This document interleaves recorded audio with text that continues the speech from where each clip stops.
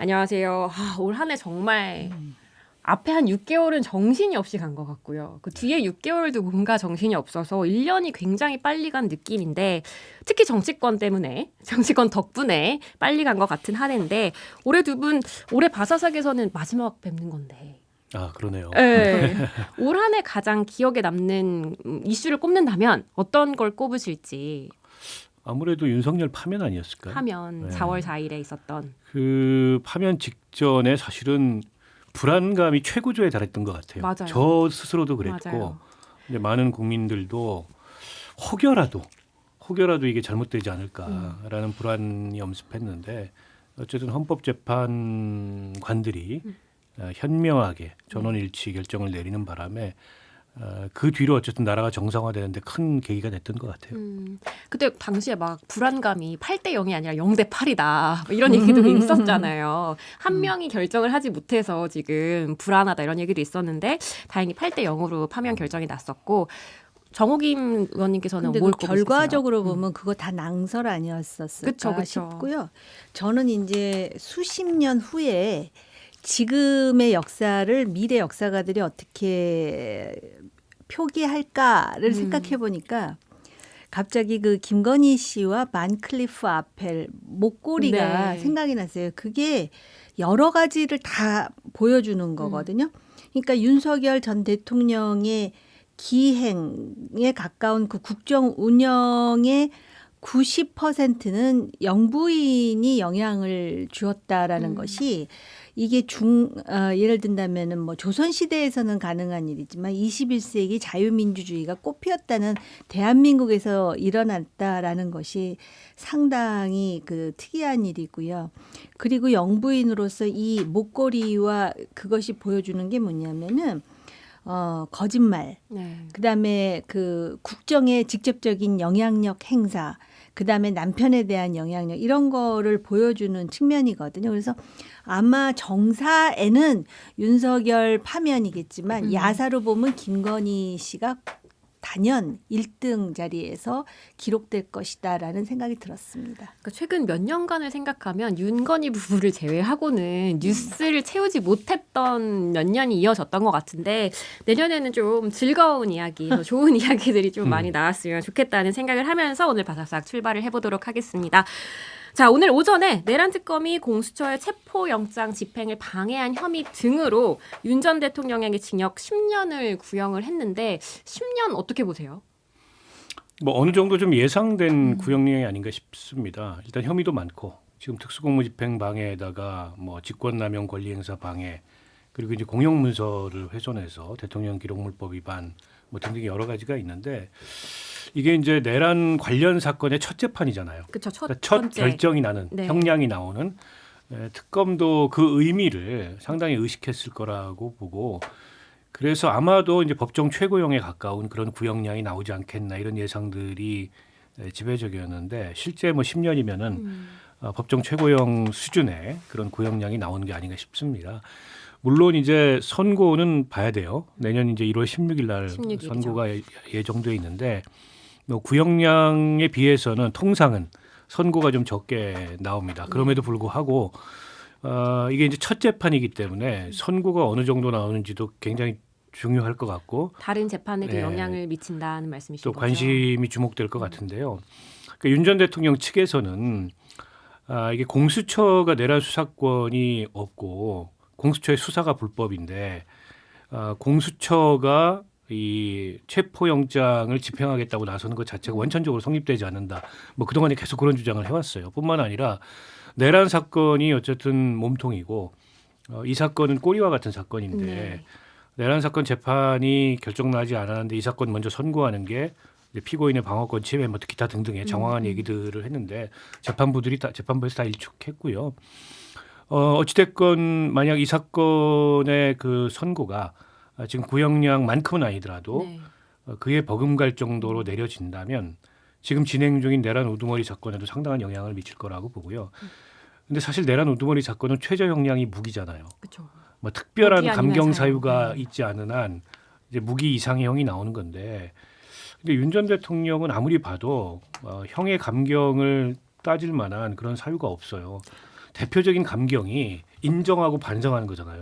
근데 그 얘기 하잖아요. 공무원으로 오랫동안 일을 했고 그리고 초범이다.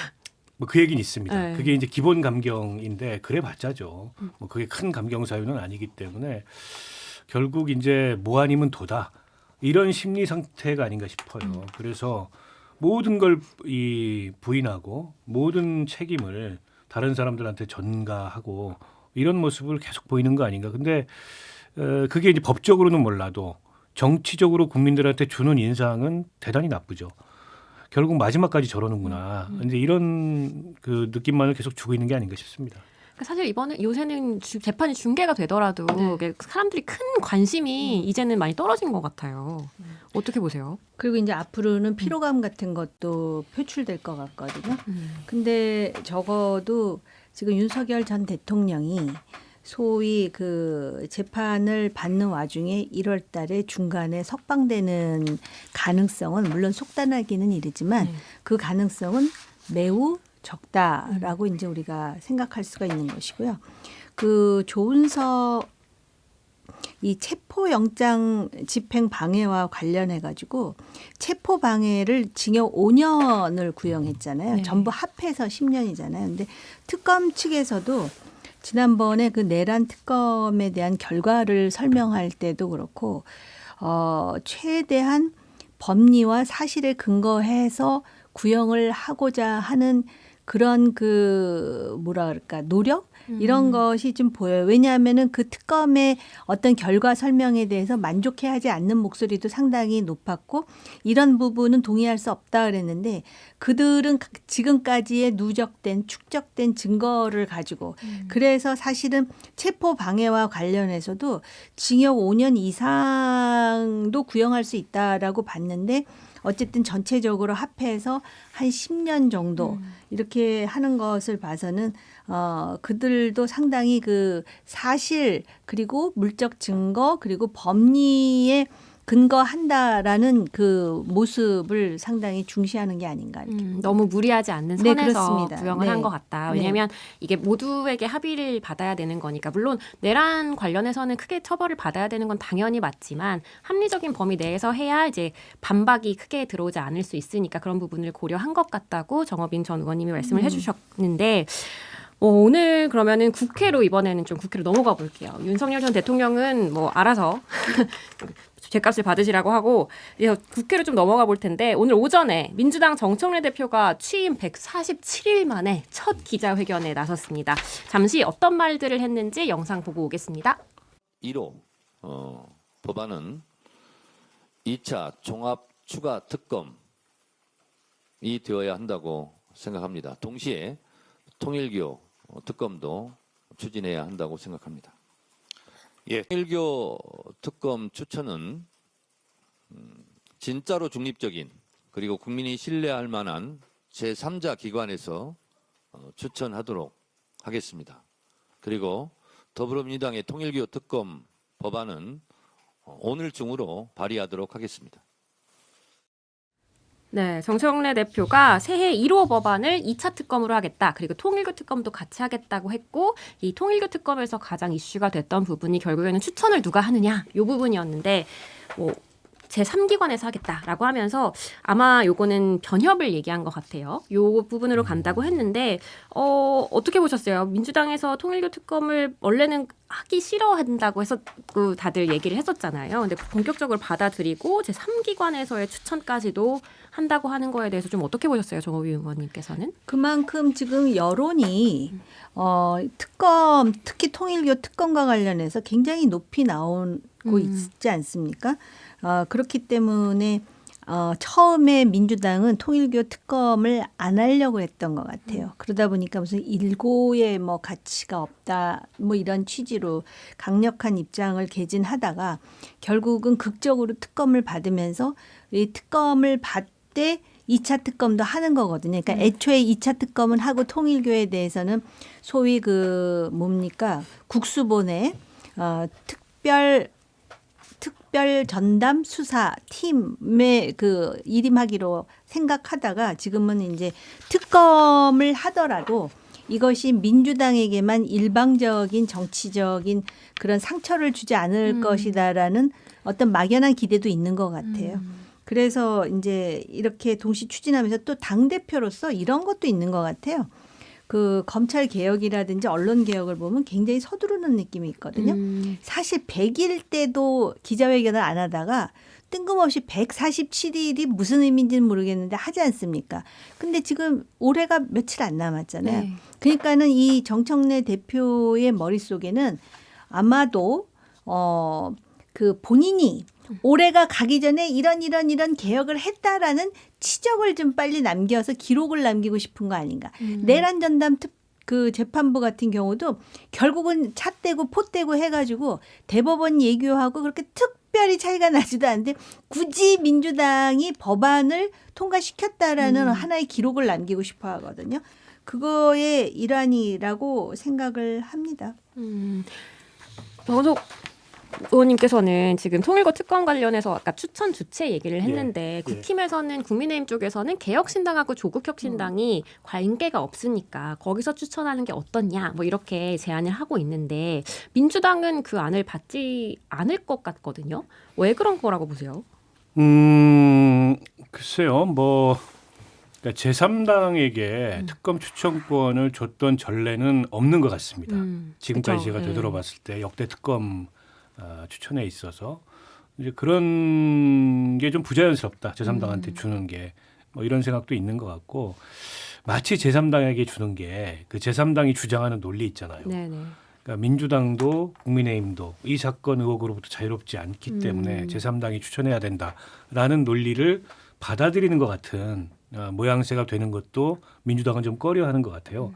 조국혁신당마저도 사실은 그런 입장이거든요. 양당은 추천권을 행사해서는 안 된다. 안 된다. 그렇죠. 그리고 개혁신당은 애초에 안은 지금 국민의힘하고 합의한 안은 그 법원행정처가 추천하는 걸로 돼 있지만 애초에 제기했던 거는 양당 빼고 3당이 추천하자 이런 안이었어요. 이제 그걸 이제 뒤늦게 민주당이 수용하는 거는 어쨌든 여당으로서의 뭐 위상이나 위신에 맞지 않는다 이런 생각을 하는 것 같은데 저는 그것도 가능한 방안 중에 하나라고 생각해요. 왜냐하면 어쨌든 양당이 추천권을 행사하는 건 맞지 않습니다. 네. 그리고 이제 3자가 한다면 통상 이게 이제 법원이 하든가 아니면은 변협이 하든가 그래 왔거든요. 네네. 근데 지금 뭐 법원에 대해서는 민주당이 불신하고 네. 그래서 헌법재판소 안을 민주당에서 거론했는데 그건 굉장히 어색해요. 헌법재판소가 잘안된것 어떤 같아요. 추천권을 행사한 적이 별로 네. 없습니다. 그래서 그것도 민주당이 약간 당리당략적 판단을 하는 건데 그건 또 반대로 야당이 경계심을 갖잖아요. 그걸 배제하고 보면 변협 정도인데 네. 변협에 대해서는 또 설왕설래가 있을 것 같아요. 그렇게 보면 사실은 양당 이외에 나머지 당들이 추천하는 것도 하나의 방안이 될 수 있고 사실은 양당이 추천권을 행사하지만 않는다면 나머지는 결과는 대동소이하다고 봅니다. 이게 누가 추천을 하든 수사에 들어가면 수사의 논리로 작동하기 때문에 추천권자가 누구이냐가 수사 결과에 그렇게 큰 영향을 미치지는 않아요. 다만 이건 이제 양당이 다 어떻게 보면 이 사건으로부터 자유롭지 않기 때문에 이해충돌 문제가 있어서 양당은 배제해야 되는 거죠. 그렇게 본다면 신속하게 합의하는 게 중요하지 여기서 추천권 가지고 자꾸 이렇게 삿바 싸움을 길게 하는 건 아니 결국 안 하려는 거 아니야? 뭐 이런 어떤 그 의심을 불러일으키기 때문에 바람직하지 않다. 가급적 연내해야 되는데 지금 며칠 안 남았잖아요. 며칠 사이에 타결이 그렇죠. 될지 닷새 모르겠어요. 남았네요. 네. 그 연내하기는 조금 어려울 것 같고 새해 1호 법안이라고 했으니까 자 그런데 지금 룰루님이 누가 해도 말은 많을 듯 이렇게 답을 하셨는데 지금 생각이 너무 다 다르다 보니까 말이 계속 많아지는 와중인데 근데 이런 것도 있는 것 같아요. 다시 그 국민의힘하고 개혁신당이 소위 그 거대 야당과 거대 여당 빼고 제3당 얘기를 하니까 네. 민주당이 사실은 제3자 특검 얘기하면서 민변 얘기를 했었거든요. 맞아요. 그런데 이제 차악으로 변협까지 같이 해가지고 수렴이 되잖아요. 그래서 나는 이게 하나의 전술일 수도 있겠다라는 생각이 들어요. 원래 야당 추천은 민주당이 항상 강조해가지고 그 대통령 관련한 전직 대통령 관련한 그 특검에 있어서 민주당이 추천했잖아요. 네. 그런데 이번에는 아마 이렇게 되면 대한변협으로 수렴될 가능성이 있다. 그렇게 보이네요. 근데 이 와중에 빨리빨리 하자고 하는 뭐 심지어 무슨 단식까지 하겠다는 그 밭글도 돌던데 이준석, 장동혁 두 대표가 같이 단식을 하겠다 이러면서 빨리 통과시켜라 하는데 국민의힘은 오히려 패스트트랙을 태우자 이렇게 얘기하는데 그 패스트가 아니잖아요. 아니 그래서 나는 패스트 트랙의 패스트를 잘못 이해를 했나? 내용을 잘 모르나? 아니면은 패스트 트랙 하면은 왜 정치 고관여층 아니면 사실 그 정치의 세세한 내용을 국민들이 다 알아야 될 이유가 없잖아요. 네. 우리가 다 알아야 될 이유가 없으니까 당신들이 대신 잘 알아 해가지고 대의민주주의라는 것이 만들어졌는데 그럼에도 불구하고 장장 최장으로 330일이나 걸리는 패스트 트랙을 여기서 논한다라는 게 참으로 뜬금없고 느닷없어 보입니다. 그래서 지금 어떻게 될지 모르겠지만 내년 1월 법안으로 2차 종합특검도 얘기가 많지만 2차 종합특검하고 통일교 특검을 동시에 추진한다고 하니 한번 지켜보시는 걸로 근데 하고요. 저는 정청래 대표 기자회견 중에 2차 종합특검에 대해서는 좀 숙고해봤으면 하는 생각이 들어요. 왜 그러냐면 그게 이제 수사 효율성 때문에 그렇습니다. 네. 그러니까 특검이라 그러면 뭔가 특별한 수사기구이기 때문에 어떤 수사의 공정성 또 수사의 엄정함 이런 것들이 특검이 그런 것들을 보장해 줄 것처럼 보이지만 실제 또 많은 제약이 있어요. 특검은 기한의 제약이 있고 인력의 제한이 있고 그에 반해서 이게 이제 국수본으로 가게 되는데 국수본으로 가게 되면 거기에는 그런 제약이 없습니다. 수사 역량도 필요한 만큼 동원할 수 있고 기한도 필요한 만큼 쓸 수가 있어요. 근데 아마도 이제 민주당에서 2차 특검 얘기하는 거는 지지층이 그걸 강하게 요구하고 있고 1차 특검에서 못다 해소한 의혹들을 모아가지고 특검으로 해야만 아웃풋을 낼 수 있다. 이런 어떤 그 생각 때문에 그런 것 같은데 실제 면밀히 들여다보면은 2차 특검은 1차 특검보다 더 실효성이 떨어질 가능성도 있어요. 왜냐하면 검찰이 인력을 파견하는데 검찰은 지금 분위기가 태업이에요. 내년 없어지니까. 10월에 검찰청이 네. 없어지기 때문에 1차 특검 그중에도 특히 민중기 특검에 파견됐던 검사들이 중간에 돌아가겠다. 네. 뭐 했던 거 기억나시죠? 비슷한 양상이 벌어질 가능성이 있고 게다가 내란 그다음에 이 김건희 의혹 최혜병 의혹 각각이 독립된 사건인데다가 각각이 커요. 근데 이걸 하나로 모아가지고 또 특검을 한다는 게 과연 수사의 효율성을 보장할 수 있을까? 오히려 기한이 없는 수사기관에 맡겨서 좀 안정적으로 수사를 하는 게 더 낫지 않을까 그런 판단인데 이게 자꾸 이제 정치적 접근이 이루어지다 보니까 마치 이게 특검이 아니고 일반 수사기관에 맡기면 이 이슈에서 손을 떼는 것처럼 보이는 거에 대한 우려가 있는 것 같은데 실제는 그렇지 않습니다. 지금요 특히 국수본은 이게 수사권을 이제 갖게 되잖아요. 검경 수사권 조정이 완벽하게 일어났기 때문에 그러니까 국수본은 자기들의 수사 역량을 증명하고 싶어합니다. 지금 열심히 할 준비가 너무나 되어 열심히 할 준비가 돼 있고 의혹이 불타고 있어요. 때문에 거기다 수사를 맡기는 게 오히려 결과면에서 더 나은 그런 결과를 가져올 수 있지 않을까 하는 점에 대해서 심사숙고해봐야 된다고 생각합니다. 이렇게 종합특검 관련해서 그리고 통일교 특검 관련해서 이렇게 설랑설레가 많은데 이제 연말이라 그런지 약간 조금 논의 속도가 약간 처지는 감이 있지만 좀 지켜보도록 하고요. 그런데 오늘 기자회견 중에 정청래 대표가 TV조선의 질문은 또 거부했거든요.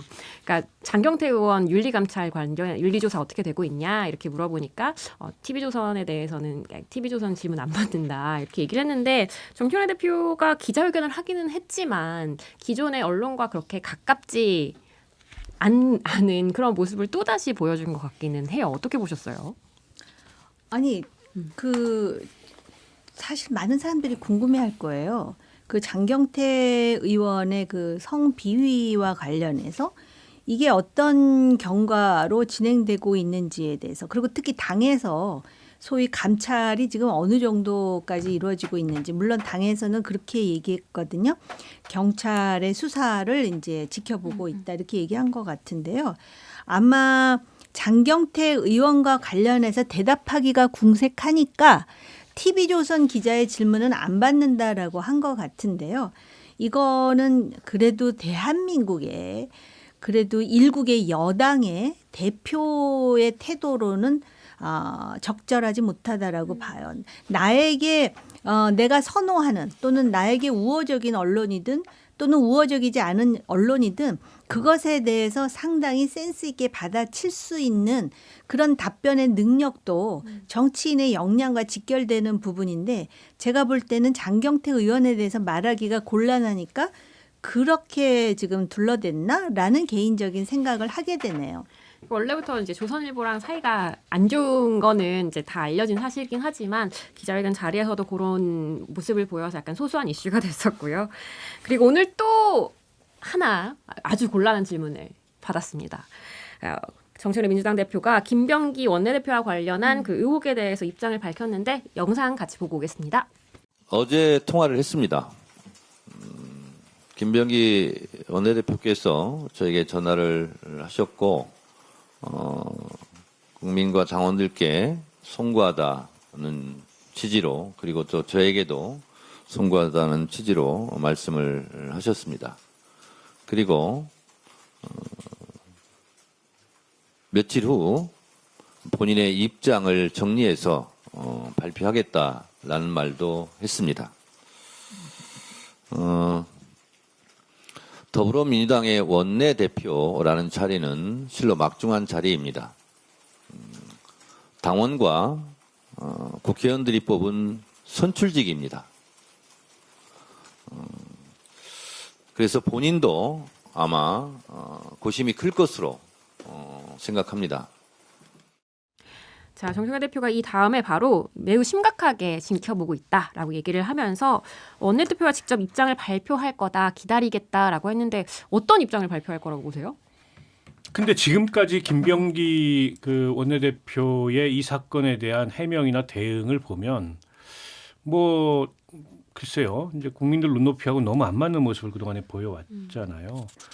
그리고 계속 이제 의혹이 확대되고 있는 상황인데 지금까지 태도와 다른 모습을 보일까요? 그런 면에서 민주당도 지금 대체로 이 사건에 지금 침묵하고 있고 본인한테 맡겨놓은 듯한 모습을 보이고 있는데 그럴 일인가 싶습니다. 뭐 박지원 의원님이라든지 일부에서 조금 더 성찰이 필요하다 이런 얘기를 하지만 성찰이 필요한 단계를 넘어선 거 아닌가요? 저 정도면. 그리고 저는 김병기 원내대표가 의혹에 대해서 해명하고 겸허하게 인정할 건 인정하고 반성할 건 반성하고 책임질 건 책임지는 모습을 보이는 게 아니고 제보자들을 공격하고 있어요. 이게 전형적인 물타기고 메신저 공격의 모습을 보이고 있는데 그런다고 본인에게 제기된 의혹이 없어지지 않거든요.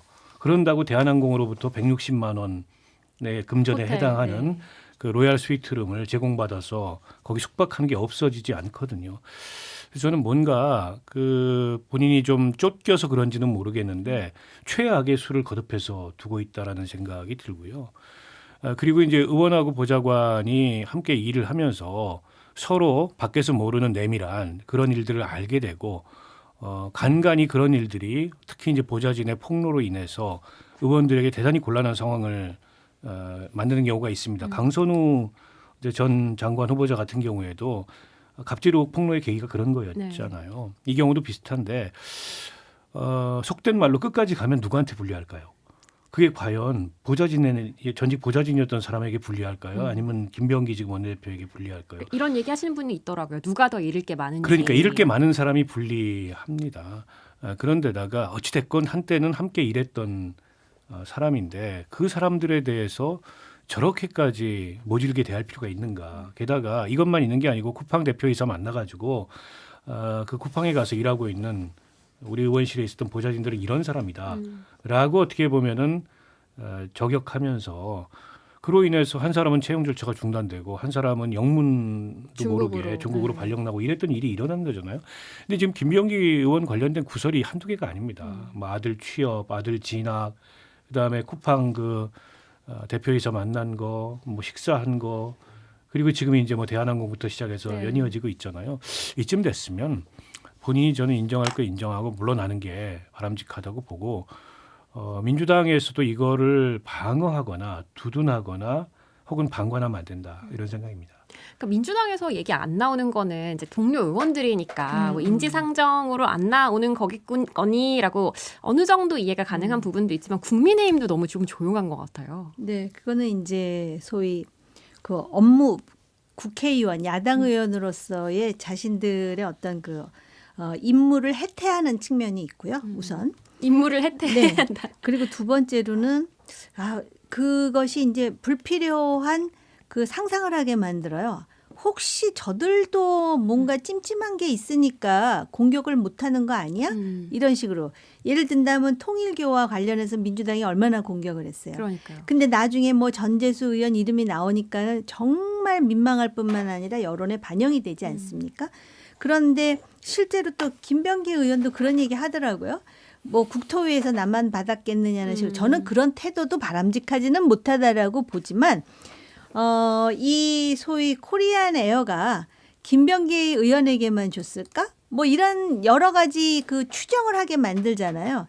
근데 이 정도 되면 지금 가뜩이나 20%대 지지율에 머물고 있고 국민들로부터 차가운 시선을 받는 국민의힘으로서는 열심히 김병기 의원의 이런 비리에 대해서 성토하고 국민의힘은 이거에 대해서 좌시하지 않겠다라는 그쵸. 입장이 개진돼야 되는데 연말이라 웰빙당이라 그런 건지 아니면은 진짜 이런 임무마저도 지금 방기하고 있는 것인지 아니면 진짜 나도 좀 이거에 대해서 자유롭지 못하다라고 생각하는 건지 하여튼 부정적인 여러 가지 추정을 하게 만든다는 점에서 국민의힘 의원들은 참 여러 가지로 정말 그 뭐라 그럴까 문제가 있어요. 네. 저는 그냥 쉽게 얘기하면 왜곡된 동업자 의식이고 조금 더 심하게 얘기하면 공범 의식이라고 생각합니다. 그 이외에 달리 전 설명이 안 된다고 보고 그 이춘석 그 법사위원장이 전 법사위원장이 주식거래 차명 주식거래 이게 상임위 중에 했다가 그거 걸렸을 때 국민의힘에서 막 물러나라고 난리도 아니었어요. 그쵸. 그리고 김남국 전 의원에 대해서도 이번에 뭐 김남국 비서관 그 문자 내용 마찬가지 태도를 보였잖아요. 근데 이건 왜 이렇게 침묵하죠? 이게 굉장히 이례적인 상황이에요. 본인들도 비슷한 일을 했기 때문이에요. 달리 어떻게 이해하겠습니까? 때문에 지금 국민들이 보기에는 다 똑같구나. 이런 생각을 들게 만든단 말이에요. 때문에 저는 민주당 내부에서 이걸 침묵하면 안 된다고 보고 야당도 마찬가지 이게 침묵할 일이냐고요. 네. 네, 이걸 말씀을 들으니까 그 묘한 그 차이점이 있어요. 어떤 차이죠? 그러니까 이춘석, 김남국, 장경태 이르기까지 자기가 자발적으로 뭔가 시도한 거잖아요. 근데 이 지금 김병기 같은 경우는 뭔가를 받은 거잖아요. 네. 그러니까 누가 주려고 했는데 또는 주었는데 마다하지 않고 받았을 수동태. 그러니까 능동태는 아니고 수동태인데 그럼에도 불구하고 지금 그 자기도 뭔가 마음에 걸리는 게 있어서 왜 그런 상상을 하게 만들죠? 좀 적극적으로 뭐 비판하는 의원도 한두 명은 있다 그러더라고요. 네, 그러니까 초선에 이제 김용태 의원 같은 경우는 의원직 사퇴까지 고민을 해야 한다라고 얘기를 했고 주진우 의원 같은 경우도 페이스북으로 계속 뭐 공격을 하고 있는 상황이고 그러니까 비판을 하고 있는 상황이고 한동훈 전 대표도 하고 있는데 약간 조금 논평이나 이런 걸로 나오지 않다 보니까 국민의힘이 굉장히 소극적이어 보이는 부분이 있는 것 같아요. 그리고 꼭 첨언하고 싶은 얘기가 있는데요. 여기 지금 그 대한항공이요. 네. 그다음에 보람의 병원. 이거 지금 어쨌든 그 불필요한 특혜를 준 거잖아요. 이게 지금 받은 국회의원에 대해서만 얘기하는데 이게 아마 법적으로 이렇게 준 쪽에서도 처벌을 받아야 돼요. 심지어는 병원에서 순서 바꾸는 거 있잖아요. 네. 어저께 제가 2016년인가 17년 의협신문을 봤더니 그 순서를 땡겨주고 하는 것도 벌금 내지는 징역이 최고 2년까지예요. 그거 아셔야 됩니다. 함부로 주시면 안 돼요. 특혜. 그러니까 그 김재현 진보당 대표가 예전에 그 국회의원 할 때 자기가 비행기를 그냥 내 거 예약해서 갔는데 대한항공에서 나도 모르게 의전을 나와 있더라. 이러면서 그때 이후로 대한항공을 이용하는 게 좀 꺼려지더라. 이렇게 얘기를 하더라고요. 그러니까 국회의원이 예약했다는 걸 미리 대한항공이 알고 미리 의전 서비스를 준비했다. 이런 얘기를 하는 걸 보니 이제 대한항공 자체가 그런 것들을 좀 굉장히 열심히 했던 것 같다는 그건 아주 생각이 오래된 들어요. 얘기입니다. 국회의원이 여권이 들어가면 그 카운터에서 이게 처리가 늦어져요. 그러면 이제 개인 직원이 의전하러 옵니다. 그래서 그 안에 통과해서 저 안에 그 뭡니까? 그 휴게실까지 갈 동안에 따라와요.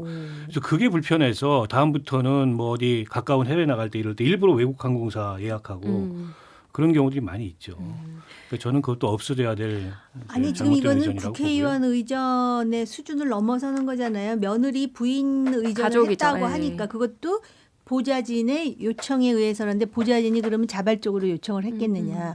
그걸 지금 따져 묻는 거죠. 바깥에서. 그러니까 김병희 원내대표는 이게 선의에 의해서 보좌진이 관계가 좋을 때 부탁했던 거다 이렇게 해명은 했는데 그 부분은 계속 따져봐야 될 것 같고 방금 전에 MBC에서 단독 기사가 나왔는데 이번에는 이제 아들이 국정원에 다니는 첫째 아들이 뭐 어떤 업체 관련해서 조사해야 될 부분이 있었는데 그 부분에 대해서 잘 보좌진에게 그 부분을 어떤 업체에 물어봐 달라. 라고 요청을 해서 그 아들과 보좌진이 직접 소통을 하면서 그 국정원 업무를 보좌진이 도와줬다는 거예요. 이게 그러니까 각 이제 숙제를 대신해 준 거죠. 어떻게 보면. 김병기 원내대표도 공사 구분이 전혀 안 되는 분이라는 게 여기서 드러나는데 그 아들이 국정원이면 공무원이잖아요. 그렇죠. 공무 수행을 하는데 그걸 왜 국회에 있는 보좌진이 대신해 줍니까? 왜 조력을 해 줍니까? 국회 보좌진의 임무가 아니에요, 그거는. 근데 그런데다가 본인이 사이가 좋을 때 예약을 부탁한 거다. 왜 자기 가족 병원 예약을 보좌진한테 부탁합니까? 본인들 스스로 하든가 아니면 가족을 서포트하는 다른 사람을 고용하든가 해야죠.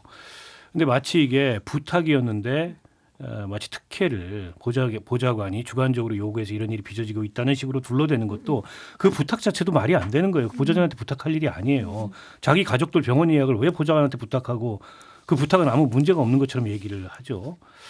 저는 저분이 아예 근데 이해가 안 가는 건 국정원 출신이고 공무원이었잖아요.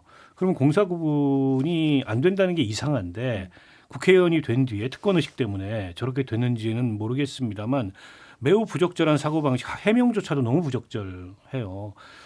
그러면서 이 보좌진들이라는 사람들이 이렇게 저급한 사람들이다라고 이른바 그 텔레그램방 여의도 맞돌이. 그 내용을 공개하고 저는 어떻게 저런 정도의 의식이나 저런 정도의 도덕성 그리고 저런 정도의 말하자면 사람 관리 능력이랄까 이런 걸 갖고 있는 분이 민주당 원내대표를 하고 있는지 그 이전까지 드러나지 않아서 그랬다지만 이렇게 드러난 마당에 계속 저분이 저 지위에서 저런 역할을 하는 게 맞는지 이게 여당 대표가 권위가 있어야 야당을 상대로 협상도 하고 어쨌든 국정 운영의 한 축을 맡게 될 텐데 저래 가지고 무슨 권위가 쓰겠습니까? 본인을 위해서도 뭐 의원직까지 사퇴하라 그러면 하겠습니까? 본인을 위해서도 이쯤에서 물러서는 게 저는 맞다고 봐요. 그리고 자숙하고 반성하고 그래야지 여기서 계속 나는 문제가 없고 보좌진들이 나를 음해하고 모함하려고 가는 거다라고 하면 더 큰 화를 자초할 거라고 봅니다. 이런 걸 의원들끼리 공개적으로 얘기하는 분위기가 원래 조금 아닌가요? 아니죠. 예, 그리고 이거는 자기가 같이 그 일을 하는 자기 참모들, 스태프들이잖아요. 그리고 이런 일들을 보좌진이 나를 뒤에서 이렇게 욕을 하고 이런 거를 이렇게 공개를 해버리면 얼마나 수장으로서 리더답지 못했으면은 소위 그 자기 일을 도와주는 참모로부터 이런 얘기를 듣나 이렇게 나오지 보좌진 그러니까 항상 또 그런 심리적인 측면이 있어요. 아까 말씀하셨듯이 국회의원이 그 보좌진들하고 내지는 뭐 연예인들이 매니저들하고 이런 갈등이 있으면 누가 피해가 입을지에 대해서는 상식적인 수준에서 헤아려야죠.